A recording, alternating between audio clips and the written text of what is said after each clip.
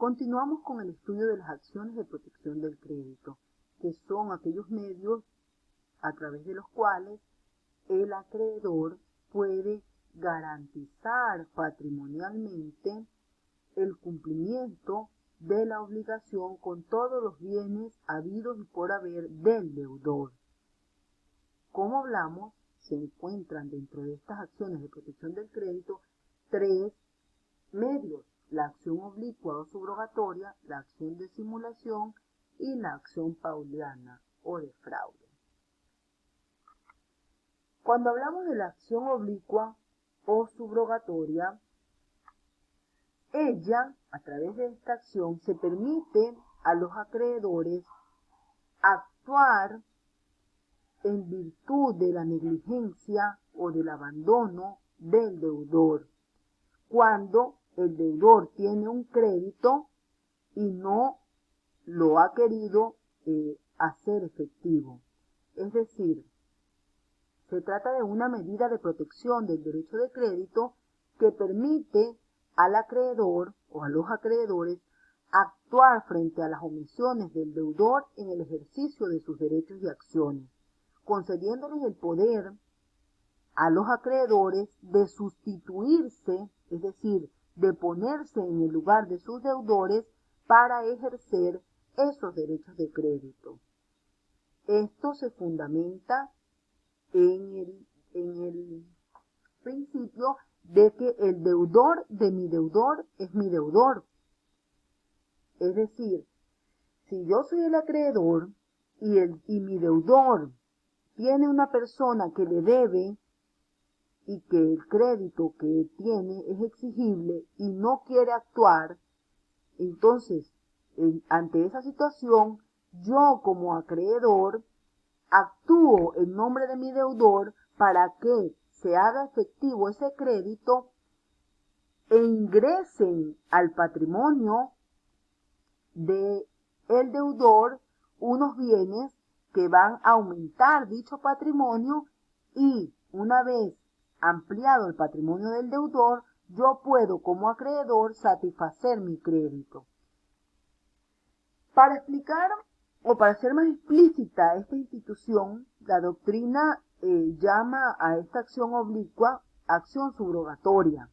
ya que el acreedor es el que ejercita determinada acción que tiene el deudor en contra de otra persona que a él le debe, para que el patrimonio de ese deudor engrose, y una vez que esto se logre,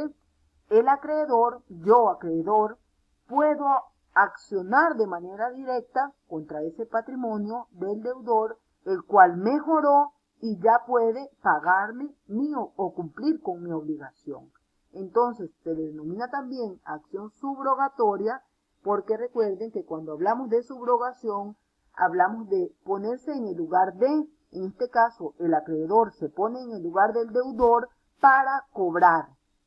y que el patrimonio del deudor aumente, y una vez que este aumente, yo poder ejecutar mi prestación o solicitar que cumpla con su parte de la obligación.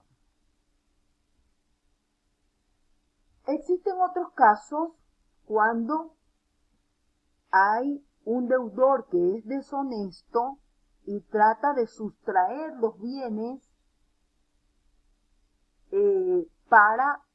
disminuir el patrimonio y perjudicar a los acreedores.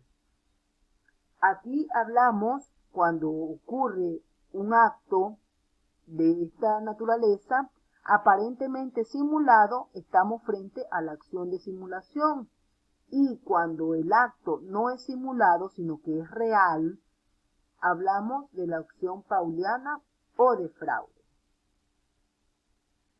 Vamos entonces con la acción revocatoria pauliana o de fraude. Esta acción es el medio legal a través del cual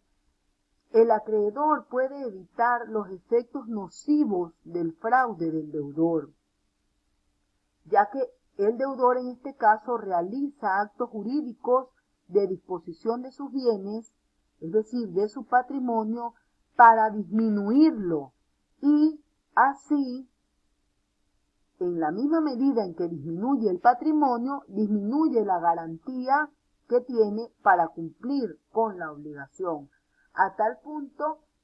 en que se encuentra el acreedor se encuentra en imposibilidad de cobrar su crédito porque el deudor ha disminuido su patrimonio mediante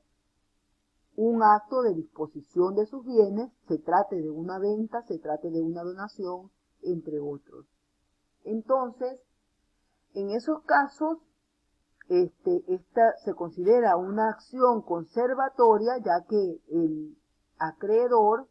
ejerce esta acción pauliana para que se declare que esos bienes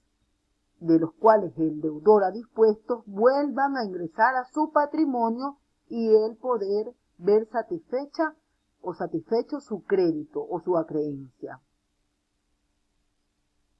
Los actos que se pueden atacar mediante esta acción revocatoria pauliana o de fraude son actos jurídicos. Se excluyen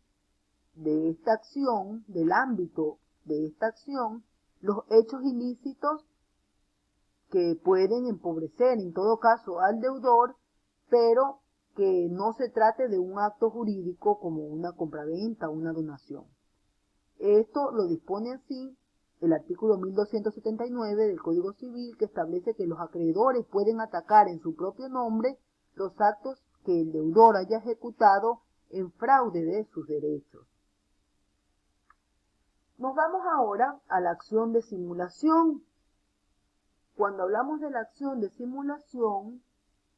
o el negocio jurídico simulado, es aquel que tiene una apariencia contraria a la realidad,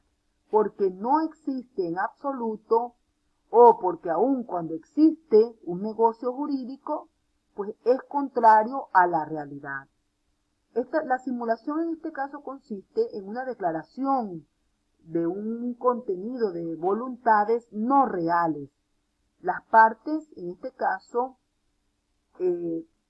producen unos efectos jurídicos, pero de forma engañosa. Se puede hablar de simulación absoluta cuando detrás de la apariencia no hay nada. Por ejemplo, celebraron un contrato de compra-venta, pero no pagaron el precio ni transmitieron la propiedad. Es decir, ese contrato de compra-venta solamente quedó allí en el papel. Allí hay una simulación absoluta. Y hay simulación relativa cuando detrás de esa apariencia efectivamente hay un negocio jurídico, pero distinto al que realmente las partes celebraron. Por ejemplo, la apariencia, lo que se quiere dar a conocer es que se vendió la casa, vendió un bien, pero en realidad lo que realmente está ocurriendo detrás de esa venta es un alquiler. Entonces, la voluntad real es el alquiler y la voluntad declarada es la venta. En esos casos, el acreedor puede entablar acciones de simulación que le corresponden con la finalidad que se declare la falsedad de esos actos y se declare que esos bienes siguen perteneciendo al patrimonio del deudor. Como acción de protección del crédito, la simulación, al igual que las otras acciones, la oblicua y la pauliana, debe suponer una insolvencia del deudor, es decir, cuando éste finge determinados actos en perjuicio de sus acreedores y después de ello se declara insolvente para cumplir con su obligación. Porque si éste dispone de los bienes, pero aún así está solvente, pues allí no procede ninguna de estas acciones de protección del crédito. En estos casos, la causa simulandi o la simulación, la simulación de estos hechos debe probarse, aunque sea por vía de indicios. Le corresponde, en este caso, al acreedor probar que el deudor está simulando estos actos jurídicos para perjudicar o para no satisfacer el crédito que tiene con él. Con esto hemos terminado esta parte y en una próxima oportunidad estudiaremos la teoría general de la responsabilidad civil.